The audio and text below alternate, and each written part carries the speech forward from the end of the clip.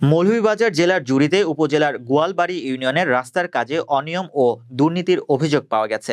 অভিযোগের ভিত্তিতে জানা গেছে, রত্না গোলোমেটি নামক চৌমোহনা হইতে রাজারামের ঘর পর্যন্ত রাস্তায় সরকারি ইট সলিং কাজে অনিয়মভাবে কাজ করে সাব ঠিকাদার মইনুল হক। কাবিখা প্রকল্পের ৩০০ মিটার রাস্তায় ইট সলিং এর কাজ শুরু হয় ২০২৪ সালের ২৮ জুন এবং কাজ শেষ হয়েছে ৩০ জুন ২০২৪।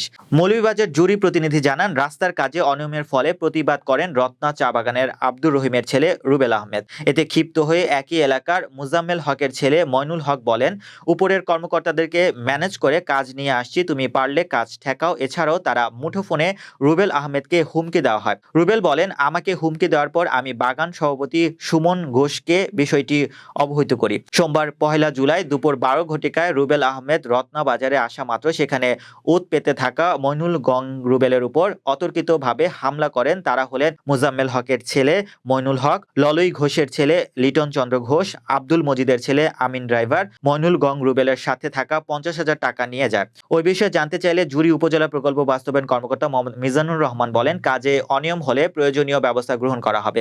এ ব্যাপারে জানতে চাইলে জুরি থানায় এসআই সিরাজুল ইসলাম জানান, থানায় অভিযোগ করা হয়েছে, বিষয়টি তদন্ত চলমান। ইউনিয়ন চেয়ারম্যানকে জানাই, এরপরে আমি বাজারের দিকে রওনা হই।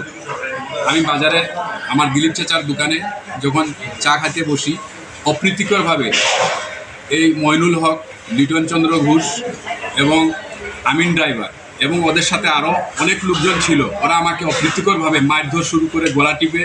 এক পর্যায়ে আমার চিল্লাফাল্লা শুনে অত্র বাগানবাসী এসে আমাকে রক্ষা করে এবং আমার কাছ থেকে টাকা ৫০,০০০ নিয়ে যায়।